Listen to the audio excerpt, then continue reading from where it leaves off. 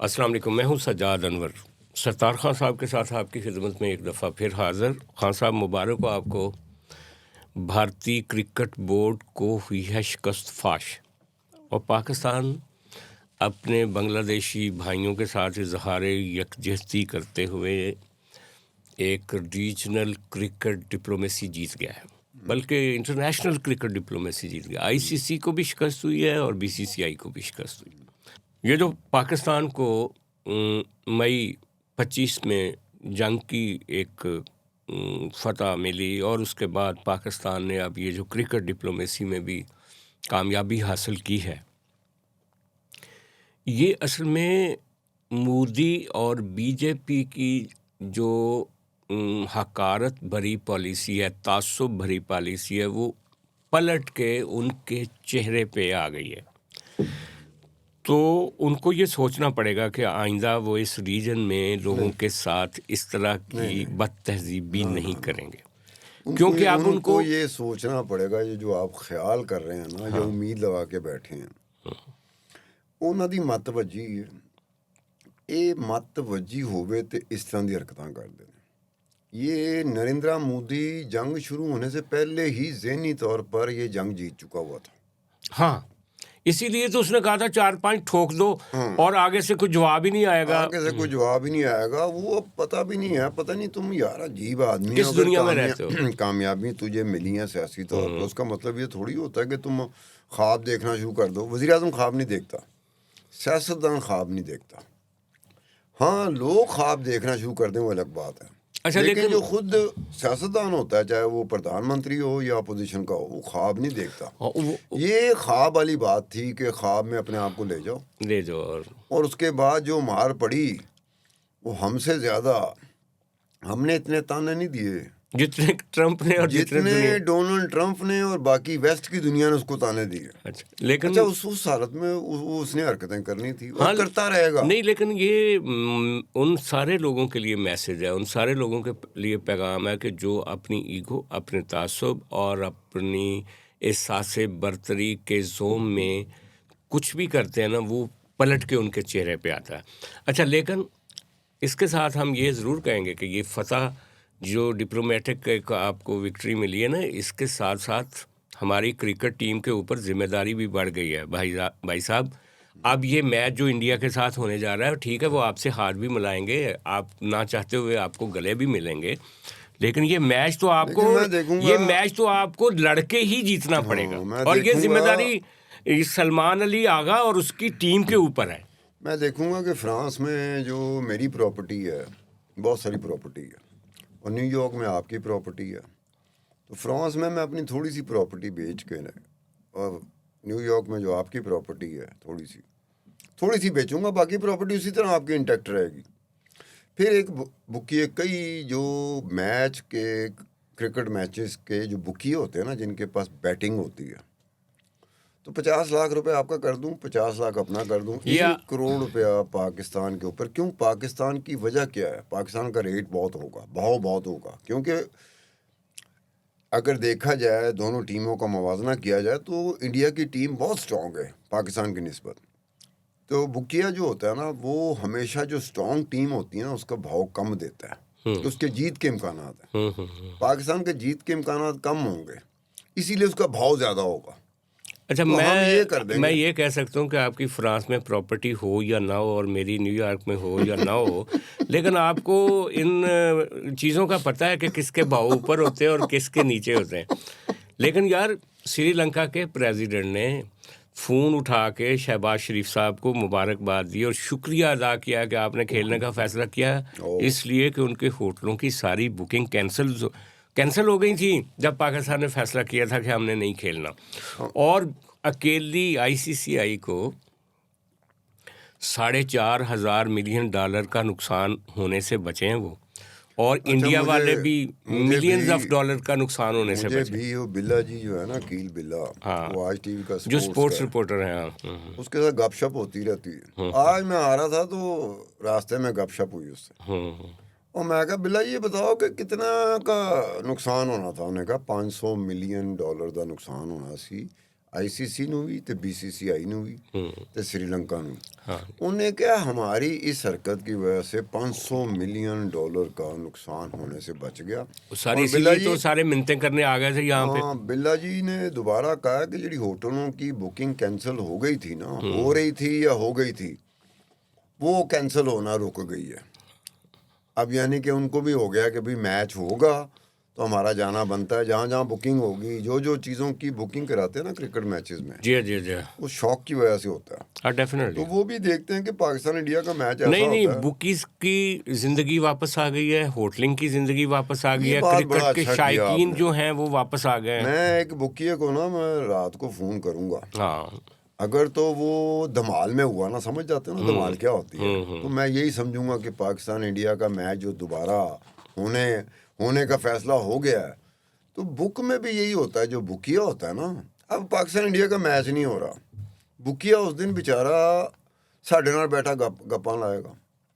उसको इस बात की तकलीफ होती कि भाई इतना बड़ा मैच है जहां पंटरों ने, सट्टेबाजों ने टिका के आना था, तो वो खाली अब वो दोबारा खुश हो गया होगा, बुकिया भी खुश हो गया होगा। अच्छा खान साहब, अब आप भी खुश हो जाएं, और क्योंकि आपके मुर्शद से इस वक्त उनके महबूब वकील जो सलमान हैं, क्या नाम उनका, सलमान सफदर, वो उनसे मुलाकात कर रहे होंगे इस वक्त जब मैं आपसे बात कर रहा हूँ।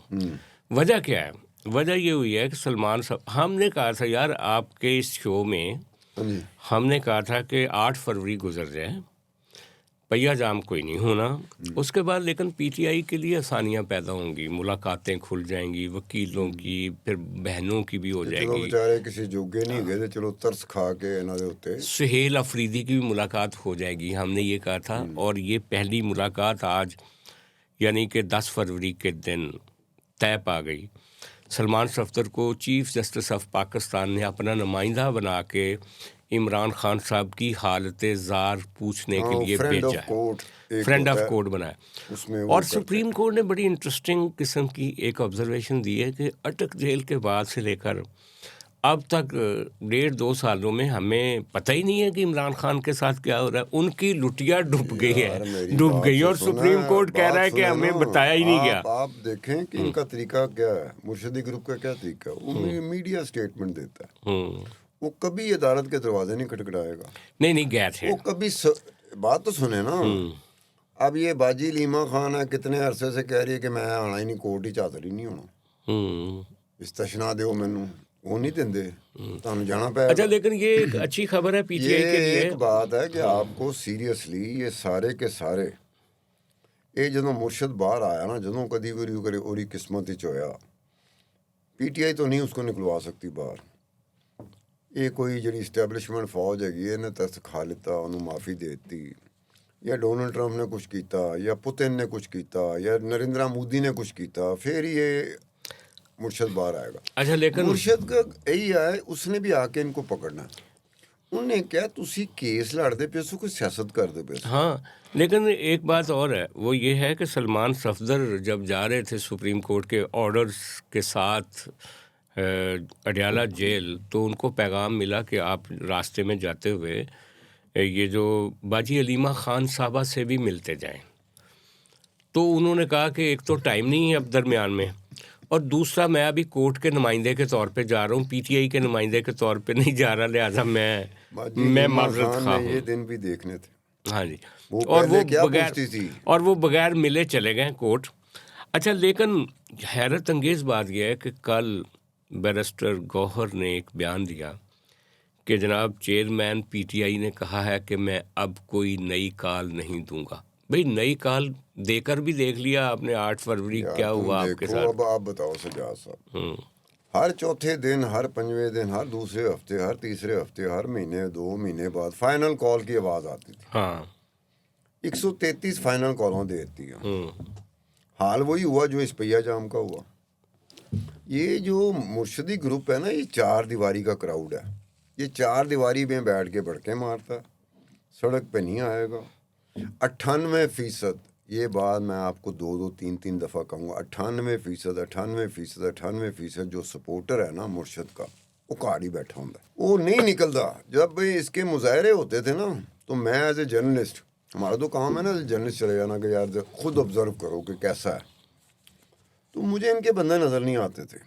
जब वापसी में रात को इनकी तरफ गपशप होती थी तो ये फिर सोशल मीडिया निकालते थे, ए देखो खान साहब है 20 लाख है सी 25 लाख है सी। फिर मैं चपेड़ कड़ मारना सा।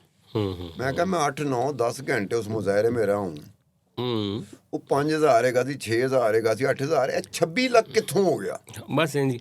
अच्छा, लेकिन वज़ीर आला केपी ने भी वो जो इमरान खान साहब की टोन शायद समझ लिया है या कोई ज़ेर ज़मीन कुछ चल रहा है, उन्होंने आज बयान दिया है कि मैं सारे स्टेक होल्डर्स से बात करने के लिए तैयार हूँ। मैं वज़ीर आज़म से मिल रहा हूँ, मैं कोर कमांडर साहब से मिल लिया है। वो सारी बातें हैं सजा सा जिस जवाबन मुझे मेरी हंसी निकलती है, जवाबन मेरी हंसी निकलती है।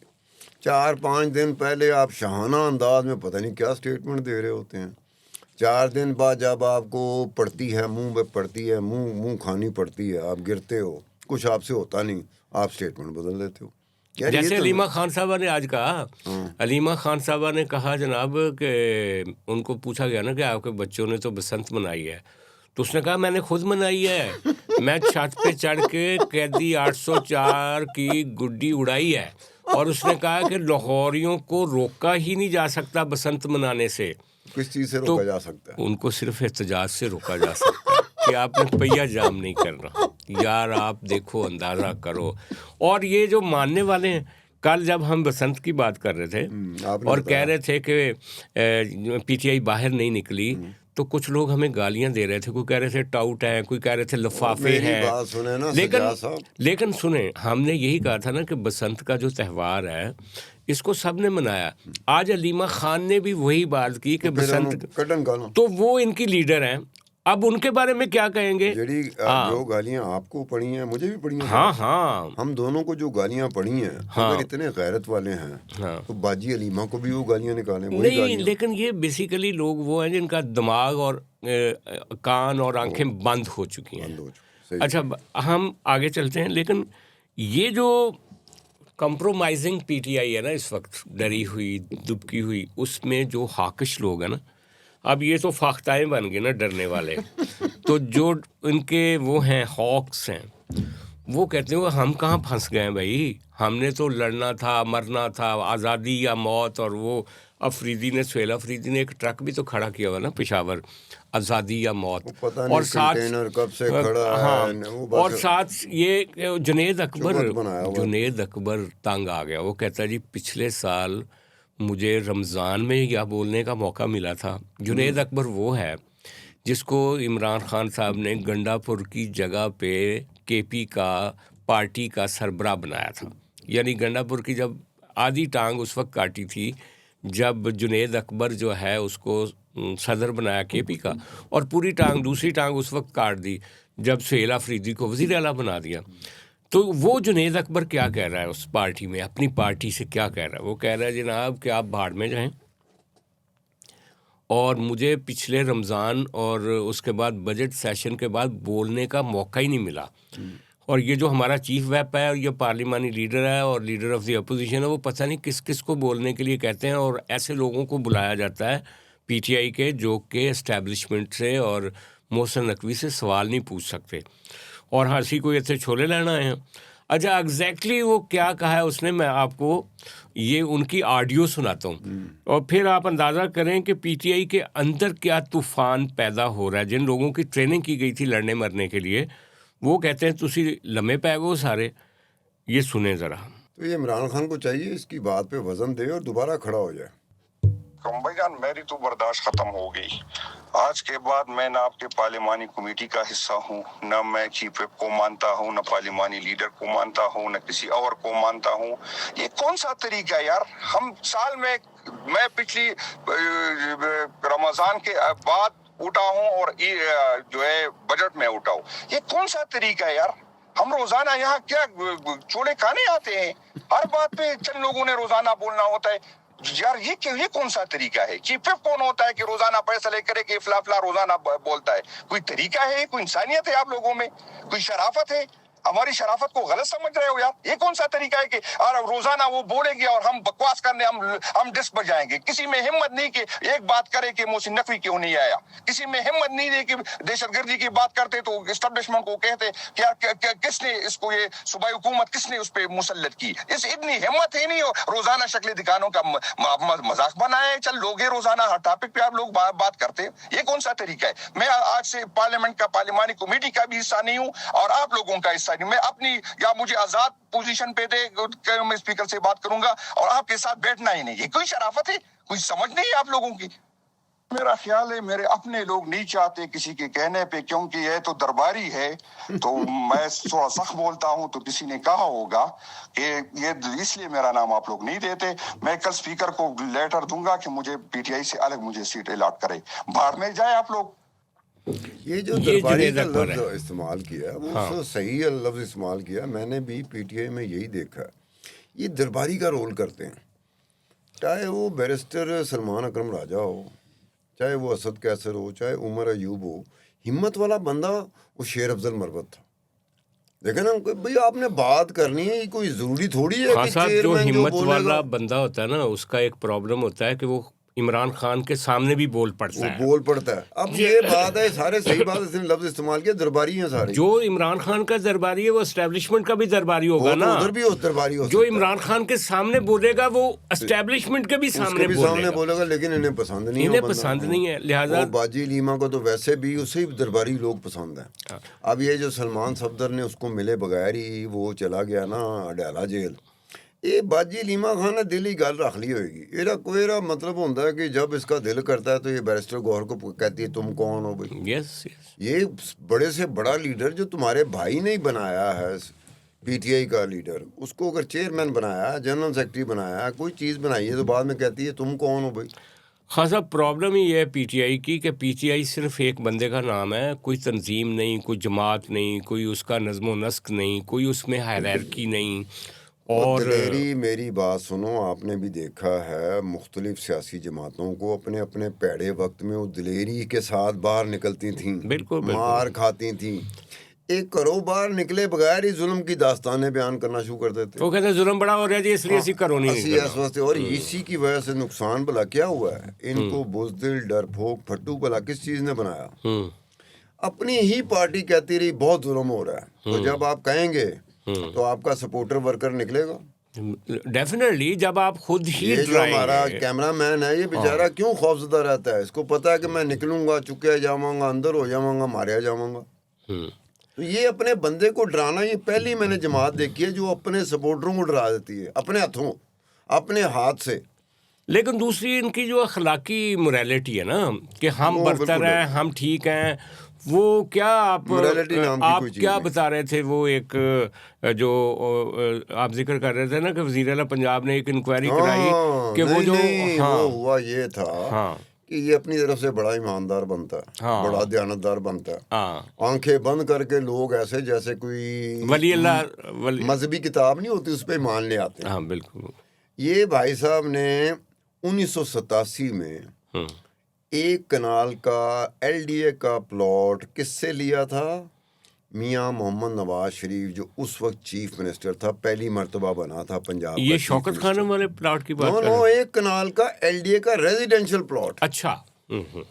ये और दूसरी बात क्या है इसमें, 2 अप्रैल 1987 को मौसूफ मुर्शद इमरान खान साहब रिक्वेस्ट लिख रहे हैं, एप्लीकेशन दे रहे हैं, कहता है I am to request you kindly allot a residential plot to me.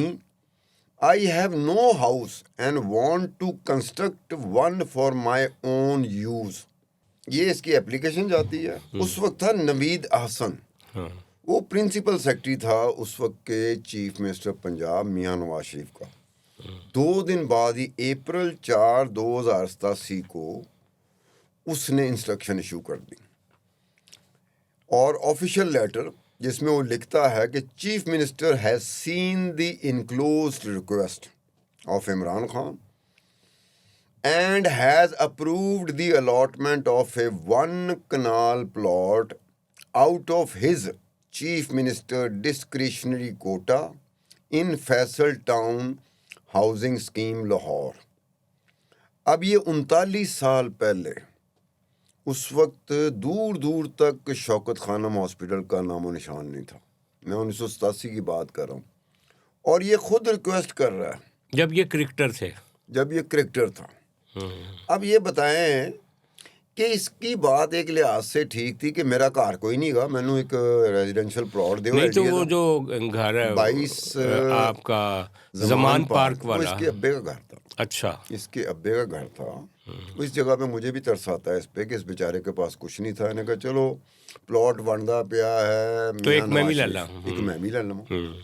अच्छा, ये तो हुआ। उसके बाद मैं जरा याद, लेकिन इस प्लॉट पे घर बनाया उन्होंने, मुझे इसका नहीं पता। हाँ। उसके बाद हुआ कि ये जो सीएम पंजाब नहीं थे पीटीआई के, उस्मान बुज़दार, और जो special assistant to prime minister Mirza Shahzad Akbar, ये जो 30 साल के बाद वो वजीर आला बने और इमरान खान साहब जब वजीर आजम बने, आप उस वक्त की बात। अब ऑन मार्च 18 मार्च 2021 में इन्होंने बाकायदा एक कैंपेन लॉन्च की प्रेस कॉन्फ्रेंस के जरिए, और इन्होंने कहा कि जी 1352 एलडीए प्लॉट जो नवाज शरीफ अलॉट साहब ने किए गए हैं, जो नवाज शरीफ ने डिस्क्रिशन पे अलॉट किए, illegally on political grounds between 1985 to 1990, 5 साल के दौरान इलीगल प्लॉट 1325। और उसका ब्रेकअप भी इन्हीं के कैंपेन से मैंने उठाया। ब्रेकअप ये था कि 646 जौहर टाउन में प्लॉट थे, 260 सब्जादार में थे, 191 ताजपुरा में थे, 108 गुजरपुरा में थे, 37 इलाहाबाद टाउन में थे, 32 मॉल टाउन में थे, 31 फैसल टाउन में थे, जिसमें एक इमरान खान का था, 5 गुलबर्ग के थे। और उसमें उन्होंने कहा था कि ये विडोज और डिजर्विंग लोग, मुस्तहिक लोगों के लिए। अच्छा, ये बेसिकली जो बेवाएं और मुस्तहिक लोग थे उनके लिए थे, लेकिन नवाज शरीफ बांट रहा था ना। लेकिन मियां साहब भी तो उस वक्त वो बने हुए थे ना, अन्नदाता थे, दयालु बने हुए थे, वो और सरकार का पैसा था यार, सरकार के प्लॉट थे, एलडीए के प्लॉट, वो अपने फेवरेट्स अपने दोस्तों को, फेवरेट्स को बांट। ठीक है, उसमें हमारे साफी भी आते थे, फनकार भी आते थे, एक्टर भी आते थे, इस तरह के लोग ब्यूरोक्रेट्स भी होंगे, तो वो बांटता था। उन्हें तो लुट पाई सी, वो लुट में ये शरीक हुआ ना बेचारा। इन्हें दरखास्त की थी कि जनाब आपने लुट पाई है, डिस्क्रिप्शन एक मेनू भी दे दो, टुकड़ा एक कनाल दा सानू भी दे। तो जब इन्होंने तहकीक की बुज़दार साहब ने, यही तो पॉइंट है। क्या मैं यकीन के साथ कह सकता हूँ, बुज़दार दे सिर च भावें तीला रख दो तो भावें उंगल रख दो कि तेनू पता सी कि इमरान खान भी विच आंदा है। इन्होंने क्या किया, ये तो समझ रहे होंगे ना, वो देवता है, वो देवता, वही तो की बात क्या है ना। इनको जरूरत तो है? पता ही नहीं चला कि विच मुस्तफीद होने साडा वाला बंदा भी है, साडा बंदा भी है। उस वक्त था ये चीफ मिनिस्टर था पंजाब का, वो था प्राइम मिनिस्टर इमरान खान, वजीर आज़म था। उसमें लिखा है जो उनकी कैंपेन में था, मैंने इसको चेक नहीं किया, उन्होंने कहा कि we are going to direct anti corruption establishment Punjab initiate inquiry and proceed against all those जिन्होंने प्लॉट मिले। तो मैं खुश हो गया। मैं को इस चक्कर में अपने कायद को, अपने कप्तान को, वजीर आजम को भी अंदर करवा देंगे। अच्छा। अब ये देखो ना, अब मैं यकीन के फिर एंटी क्लाइमेक्स क्यों है? अब एंटी क्लाइमेक्स ये यहाँ पे कौन बैठी हुई है, मरियम नवाज बैठी है, लेकिन वो अब्बा आ जाता ना बिच, किसी का अब्बा हुंदा है, किसी का लीडर हुंदा है। लेकिन इनकी भी कमजोरी है कि अब्बे ने वंडे सन, उनकी कमजोरी है कि उन्होंने दे अब्बे ने लिया सी, उनके अब्बू ने लिए थे। अब देखो ये बात है, इसमें एक बात करने वाली है कि ये नहीं, वो जो इंक्वायरी थी वो रुक गई, फिर बुज़दार ने क्या किया? जिस इंक्वायरी को मैं जानता हूँ वो नैब के पास थी इंक्वायरी। अच्छा, अभी पेंडिंग है? एलडीए की नहीं, वो क्लोज हो गई है। अच्छा, एलडीए के 2 केसेस थे, 2 इंक्वायरियां थी जो 2000 से पेंडिंग पड़ी हुई थी नैब के पास। उसमें ये प्लॉट भी था, एक इंक्वायरी ये भी थी, उसमें 2 इंक्वायरीज थी ना। उन 2 इंक्वायरीज एलडीए में इसी पे थी कि मियां नवाज शरीफ ने उस वक्त में बांटे थे ना। अच्छा। ये इंक्वायरी जो नैब का आपको पता है, नैब भी अपना एक किस्म का टारगेट जब करती है तो फिर ये वो एक्शन करती है। अब ये अगर इंक्वायरी सही तरीके से इस इंक्वायरी को निभाया जाता तो मियां नवाज शरीफ के पल्ले भी कुछ नहीं रहना था। इसका मतलब है कि, और फिर ये मौसूफ जो है ना, इसका मतलब है कि ये जो ਇਨਕੁਆਇਰੀਜ਼ हैं वो ठप हो गई। एक बने किसी का अब्बा सी, एक बने दूसरे का अब्बा सी। अब देखो ना, तो अब ये अब्बे हमारे साथ क्या करते हैं, हाँ। एक अब्बा अंदर हैगा तो वो कहता जी मेरे तो ਵੱਡਾ ईमानदारी कोई नहीं हैगा। तो ਤੁਹਾਨੂੰ ਕੀ ਖਾਸਾ ਪਲਾਟ ਦੀ ਜ਼ਰੂਰਤ? ਤੁਹਾਡਾ ਆਪਣਾ ਫਰਾਂਸ ਦੇ ਵਿੱਚ ਐਡਾ ਵੱਡਾ नहीं हमें नहीं जरूरत। वैसे एक बात है, हमें जरूरत होती तो हम बोल रहे होते। हाँ बिल्कुल बिल्कुल। अगर हमें जरूरत होती हम कभी ना बोलते, लेकिन इसके बीच में मैं एक चीज चेक करना भूल गया। मुझे रिकॉर्ड पूरा एक्सप्लोर करना पड़ेगा कि और किन्ने बंदे हैगे सन जिन्होंने रिक्वेस्ट की थी। ये बड़ी बड़ी एक ये लिस्ट होएगी। सबसे बड़ी ये है, अगर नैब नहीं भी इस पे करती तो हम एक लिस्ट। यार एक देखो ना, एक होता है कि मियां नवाज बांट रहा है, हाँ ਉਹਨੇ ਸਜਾਦ ਨੂੰ ਵੀ ਦੇਣਾ, ਉਹਨੇ ਸਤਾਰ ਖਾਨ ਨੂੰ ਵੀ ਦੇਣਾ, ਉਹਨੇ ਅਲੀ ਨੂੰ ਵੀ ਦੇਣਾ, ਉਹਨੇ ਰੂਮੀ ਨੂੰ ਵੀ ਦੇਣਾ, ਉਹਨੇ ਫਲਾਣੇ ਇਹ ਤੇ ਦੇਤਾ। ਇੱਕ ਹੁੰਦਾ ਖੁਦ ਰਿਕੁਐਸਟ ਕਰਦਾ ਪਿਆ, ਐਪਲੀਕੇਸ਼ਨ ਦੇ ਰਿਹਾ ਹੈ। ਦੇਖੋ ਕਿੰਨਾ ਫਰਕ ਹੈ ਯਾਰ। ਨਹੀਂ ਮੇਰਾ ਖਿਆਲ ਹੈ ਜਿੰਨੇ ਵੀ ਲਿਆ ਹੋਗਾ ਐਪਲੀਕੇਸ਼ਨ ਦਿੱਤੀ ਹੋਏਗੀ ਨਾ। नहीं नो अलॉटमेंट भला किस तरह नवाज शरीफ करता था। अब 1987 की बात है, 1985 में पहली दफ़ा चीफ मिनिस्टर बना था। और ये उस वक्त में सबसे बड़ी चीज़ जो थी ना, जो बाहर आई थी, हम रिपोर्टर थे तो हम भी इनके पीछे लग जाते थे। ये चीज़ आई थी कि एलडीए के प्लॉट को वो तकसीम करता है अपनों में। अच्छा खुद फैसला करता है कि किस किस को देगा। डिस्क्रिशन है ना उसकी, डिस्क्रिशन है ना, डिस्क्रिशन पावर्स ले का। खान साहब ਤੁਹਾਡੇ ਕੋਲ ਤੇ ਖਬਰਾਂ ਦੀ ਪਟਾਰੀ ਹੈ, पर हमारा वक्त ख़त्म हो रहा है। हम कल फिर मिलेंगे। बहुत शुक्रिया। खुदा हाफिज़।